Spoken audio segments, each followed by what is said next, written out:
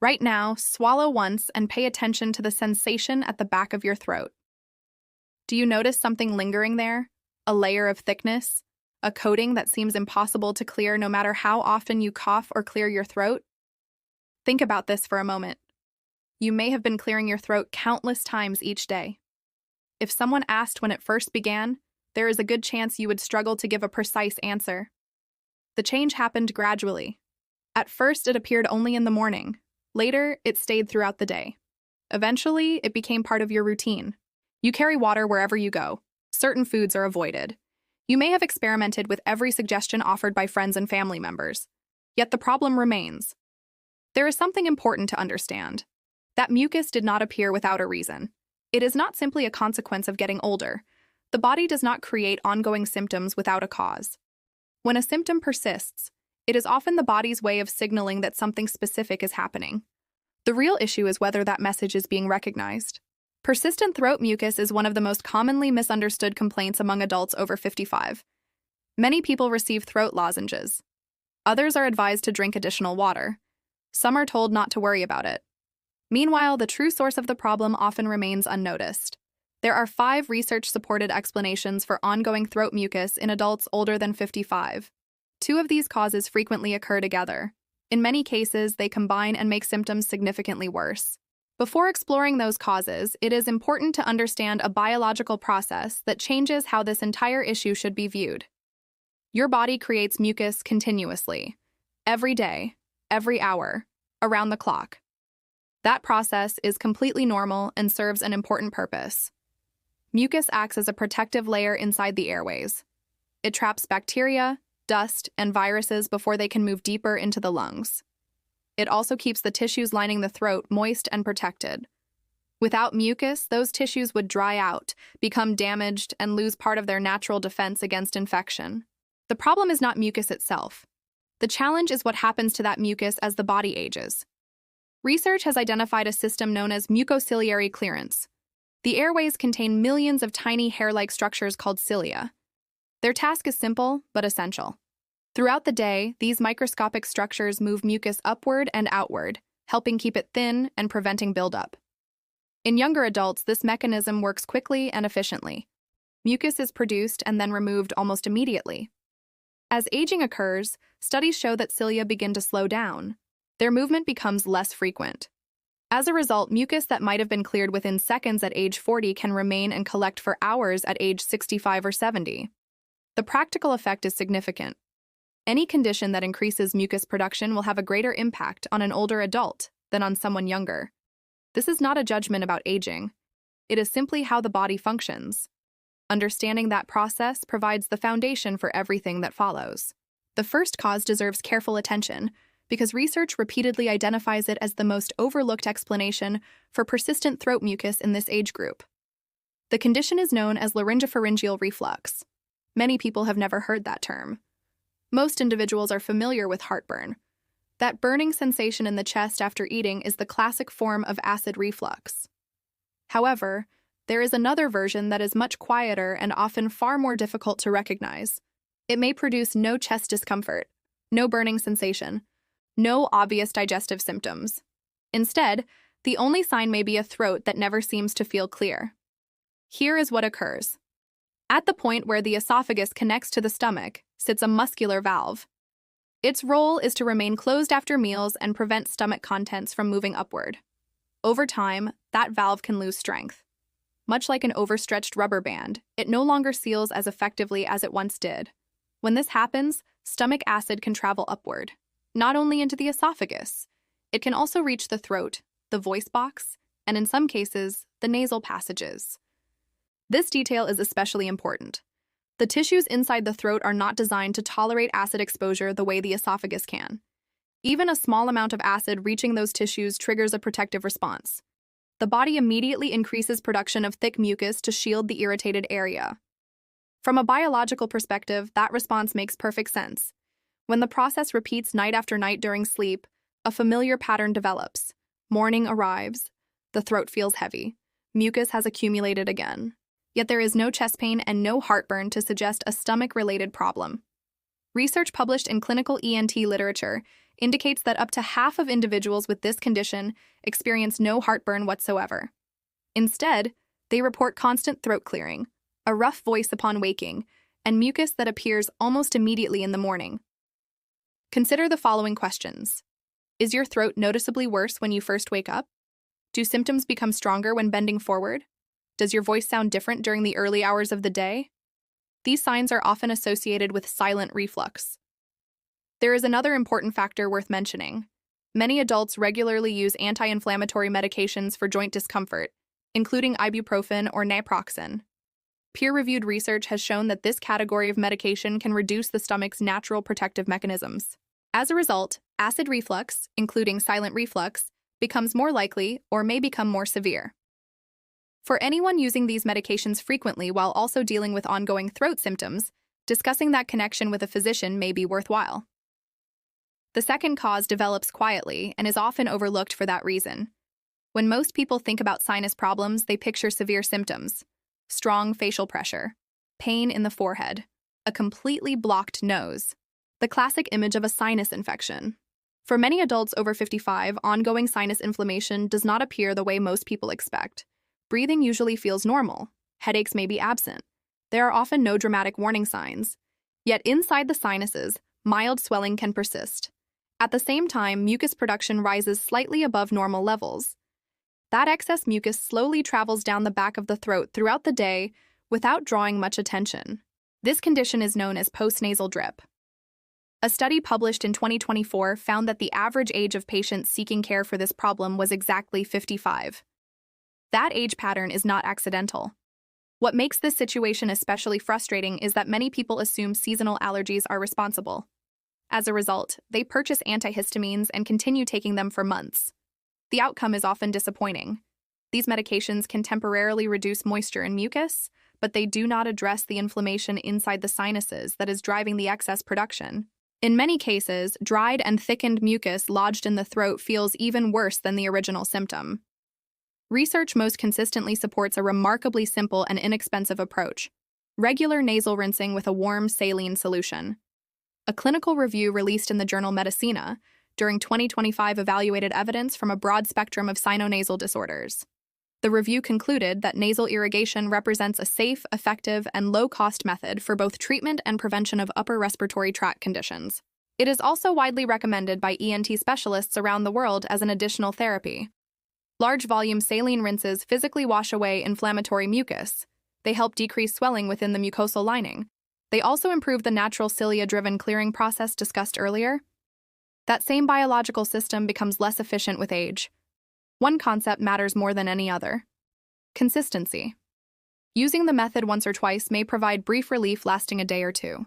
Applying it correctly every day creates gradual and meaningful improvement over time. The third cause often surprises people the most. When individuals begin searching for explanations behind persistent throat symptoms, medications are rarely the first place they look. Yet certain prescriptions deserve attention. One category involves blood pressure drugs known as ACE inhibitors, or angiotensin-converting enzyme inhibitors. These medications are prescribed millions of times each year. They are effective. Most people tolerate them well. They also serve an important medical purpose. However, research clearly documents a recognized side effect shared across this drug class. They can allow a substance called bradykinin to build up within the body. For a notable percentage of users, that buildup creates ongoing irritation in the throat, along with a frequent urge to clear it. Studies report this occurs in between 5% and 20% of users. This reaction is not an allergy, nor is it an unusual response unique to a particular individual. It is a known effect related to how the medication functions. One reason the connection is frequently missed involves timing. Symptoms may not appear immediately. They can emerge weeks or even months after treatment begins. Someone who started a blood pressure medication 8 months ago and developed throat symptoms 6 months ago may never suspect a relationship. Yet that delayed pattern closely matches what research has described. A large investigation involving more than 27,000 patients found that adults older than 65 experienced a 53% greater likelihood of developing this throat-related side effect compared with younger users. That finding is especially relevant for this age group. Anyone uncertain whether a blood pressure medication belongs to this category can usually receive an answer from a pharmacist in less than a minute. If it is an ACE inhibitor, another class called ARBs, or angiotensin receptor blockers, may offer equivalent blood pressure control without this particular side effect. The fourth cause seems almost too obvious. Because of that, many people underestimate its importance. Hydration. The physiology behind it is straightforward. Mucus consists largely of water. Whether it remains thin and easy to move or becomes thick and sticky depends directly on the hydration of the surrounding tissues. Consider maple syrup. Freshly poured from the bottle, it flows easily. After remaining exposed overnight, its behavior changes dramatically. The substance is the same. Its consistency is not. Mucus responds in a very similar way. There is also an age-related factor that makes this issue more significant. Research has clearly shown that the thirst mechanism becomes less dependable as people grow older. A younger adult usually experiences thirst before meaningful dehydration develops. In older adults, that warning signal weakens. It is possible to become dehydrated enough to affect mucus consistency and daily comfort without feeling particularly thirsty. Relying on thirst alone often means hydration is already lagging behind the body's needs. When mild dehydration continues day after day, mucus remains thicker and stickier. That state amplifies many of the other factors already discussed. Clinical nutrition guidance commonly references a daily fluid target of approximately 30 milliliters per kilogram of body weight. All sources contribute toward that goal. Water counts, herbal teas count, soups count, foods with high water content count as well. The key is not drinking large amounts only after thirst appears. The key is maintaining regular and intentional fluid intake throughout the entire day. The fifth cause receives far less attention than it deserves. For a substantial number of older adults, the source of persistent throat mucus is not located in the throat. It is not located in the sinuses. It is not located in the stomach. The issue may begin in the gut. Research has demonstrated that the digestive tract and respiratory system communicate through both the immune system and the nervous system. The condition of the gut microbiome, made up of trillions of bacteria living within the intestines, directly affects how reactive and inflamed the upper airways become. When that bacterial balance is disturbed, researchers refer to the condition as dysbiosis. This imbalance can activate immune responses that encourage excessive mucus production in the airways. The throat itself may be structurally normal. Instead, inflammatory signals originating in the gut trigger responses elsewhere in the body. The respiratory system reacts to those signals. This relationship is often described as the gut-lung axis. It remains an active and rapidly expanding area of clinical research.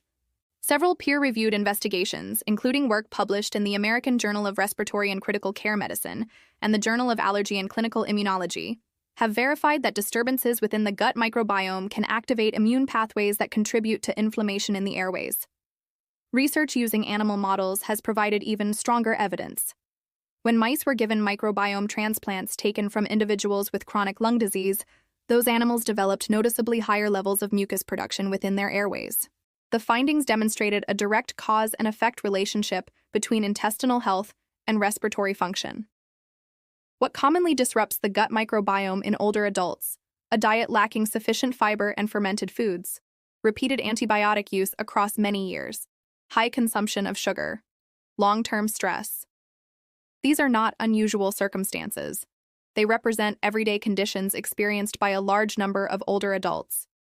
A throat lozenge cannot correct a problem involving the gut-lung connection. However, daily habits that support the microbiome can begin moving things in a healthier direction. That strategy is included in the action plan. Before discussing those steps, there is an important point that should not be overlooked. In most cases, ongoing throat mucus in older adults is harmless. It often falls into the categories discussed throughout this presentation. The condition is usually manageable, treatable, and not dangerous. However, there are situations where symptoms may indicate something requiring medical evaluation rather than self-care. Seek prompt medical attention if any of the following are present. Mucus that repeatedly contains blood, even in small amounts. Swallowing difficulties that continue to worsen over time. Unexplained weight loss occurring alongside throat symptoms. A lump or ongoing swelling in the neck. A major change in the voice that fails to improve. These warning signs belong outside the scope of routine symptom management. They deserve professional assessment. Now to the action plan. This is where information becomes practical. Finish eating at least 3 full hours before lying down. When a person reclines immediately after a meal, digestion is still active and the stomach valve discussed earlier faces its greatest challenge remaining closed. Maintaining 3 hours in an upright position after the final meal is one of the most strongly supported behavioral strategies for reducing silent reflux during the night. Raise the head end of the bed slightly. Avoid stacking extra pillows beneath the head because that simply bends the neck. Instead, place a firm wedge beneath the mattress or under the bed frame at the headboard end. Even a modest incline of a few centimeters allows gravity to assist and can substantially reduce the amount of acid reaching the throat during sleep.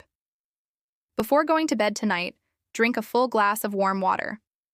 This simple habit promotes hydration overnight and may help keep mucus less concentrated, reducing morning buildup. Tomorrow morning, before breakfast and before coffee, drink 1 or 2 glasses of plain warm water. The habit costs nothing. It immediately begins restoring hydration and loosening mucus that accumulated overnight before it dominates the rest of the morning. Many people report noticeable benefits from this change within a short period. Purchase a nasal irrigation device from a pharmacy. A neti pot or squeeze bottle design can be used. Always use water that has been boiled and then cooled to a comfortably warm temperature. Do not use untreated tap water directly. Add a small amount of plain salt. A very small quantity of baking soda may also be included if desired because it can help thin mucus by gently reducing nasal acidity. Use the rinse once each day, preferably during the morning. Continue consistently for 2 full weeks before deciding whether it is effective. Consistency makes the difference. It separates those who experience benefits from those who conclude it failed. Schedule a medical appointment specifically to review medications alongside throat symptoms. Bring a written timeline. Record when symptoms began. Record when medications were started, changed, or adjusted. Present that sequence clearly. If you take medicine for blood pressure, ask whether it belongs to the ACE inhibitor category. Also ask whether an alternative from the ARB class may be suitable. To support the gut-lung connection, introduce 1 small serving of fermented food into the daily routine. Plain yogurt containing live cultures. Kefir. A small serving of kimchi. A small portion of sauerkraut. These foods help increase diversity within the gut microbiome and support microbial balance in ways associated by research with reduced airway inflammation over time. This is not a rapid solution. It is a long-term approach. Yet lasting improvements usually come from long-term strategies. Create reminders to drink fluids regularly. Keep water within easy reach in every area where time is spent. Increase intake of whole foods naturally rich in water. Cucumbers, watermelon, soups, herbal teas. Many people notice improvements in mucus consistency within days. A brief note about popular home remedies. Honey can genuinely soothe irritated throat tissue. It is generally safe and may temporarily ease discomfort. However, it does not address any of the 5 underlying causes discussed here. Dairy products do not create mucus from nothing. Scientific evidence does not support that belief. Some individuals, however, report that dairy proteins make existing mucus feel thicker. If a clear pattern is noticed, reducing dairy intake for 2 to 3 weeks may be a reasonable trial. Apple cider vinegar is another commonly recommended remedy. For people experiencing silent reflux, adding more acid may actually worsen symptoms rather than improve them. Caution is appropriate. The most important message is simple. Persistent mucus in the back of the throat has an explanation. In fact, there are 5 possible explanations discussed here. Many individuals live with this symptom for years without receiving a clear description of any of them. Silent reflux occurring during sleep without heartburn. Postnasal drip caused by low-grade chronic sinus inflammation. Medication-related throat irritation associated with ACE inhibitors, sometimes appearing months after treatment begins. Mild chronic dehydration that remains below the threshold of obvious thirst. Disruption of the gut microbiome sending inflammatory signals that affect the respiratory system. None of these conditions require accepting endless throat clearing as a permanent part of life. Each has a practical response supported by evidence. The first steps do not require specialist care or prescription medication. They require understanding. They require consistency. And they require recognizing symptoms as meaningful signals rather than everyday annoyances. Many people are told this is simply part of growing older. The reality is more specific. These symptoms are linked to identifiable biological processes, and those processes can often be addressed. If this information was valuable, Share it with someone who may be struggling with the same issue. A single conversation can help another person understand what their body may be trying to communicate. Thank you for listening, and take care of your health one step at a time. Please leave your thoughts about this content in the comments below. Thanks for watching. See you in the next one.